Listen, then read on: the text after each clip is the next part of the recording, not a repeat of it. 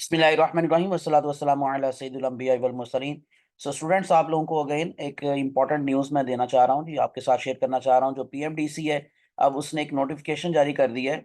सो वो मैं आपको दिखाता हूँ, और उसके अंदर आप लोगों को एक पूरा स्केजुअल दोबारा से दिया गया है। The general principle to be applied shall be that admissions to medical colleges should be concluded prior to the admission of the dental colleges. तो डेंटल कॉलेजेस में एडमिशन से पहले पहले ये जितना भी एमबीबीएस का एडमिशन है ये कंप्लीट हो जाना चाहिए। सो पब्लिक सेक्टर कॉलेजेस में स्पेशली तो उसका स्केजुअल आपको दे दिया गया है, जिसमें पब्लिक मेडिकल कॉलेजेस के लिए उन्होंने जो आप लोगों को स्केजुअल बताया जी वो है 31 दिसंबर ईच ईयर। तो हर साल 31 दिसंबर तक पब्लिक मेडिकल कॉलेजेस का जो मेरिट लिस्ट है एटसेट्रा वो लग जानी चाहिए, फाइनल लिस्ट है स्पेशली।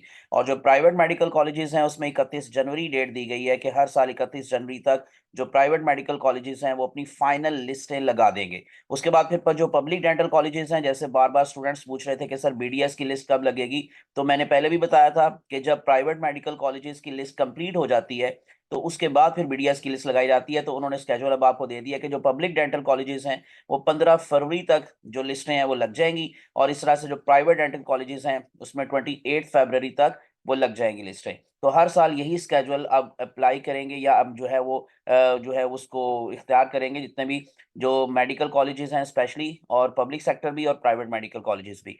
आखिर पर एक नोट लिखा हुआ है जी, all the universities are directed to follow the fee schedules as per prescribed by the act and applicable regulations.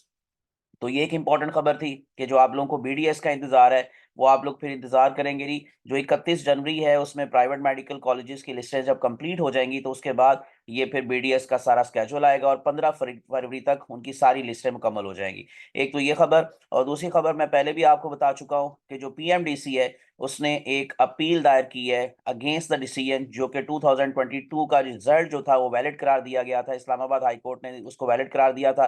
तो इस्लामाबाद हाई कोर्ट में ही पटिशन दायर कर दी गई है, अपील दायर कर दी गई है इस डिसीजन के खिलाफ। तो अब उसका भी जो भी फैसला आएगा, जो भी डिसीजन होगा, वो भी इंशाल्लाह जैसे ही आएगा मैं आपके साथ इंशाल्लाह उसको जल्द से जल्द शेयर करूंगा। तो इसलिए मेरे चैनल को सब्सक्राइब कर लें, प्रेस कर लें बेल आइकॉन, ताकि आप लोगों को वक्त पर अपडेट्स और इंफॉर्मेटिव वीडियोस भी मिलती रहें। अपना ख्याल रखिएगा, अपनी दुआ में याद रखिएगा। अल्लाह आप सबका हामी नासिर हो। अल्लाह हाफिज़।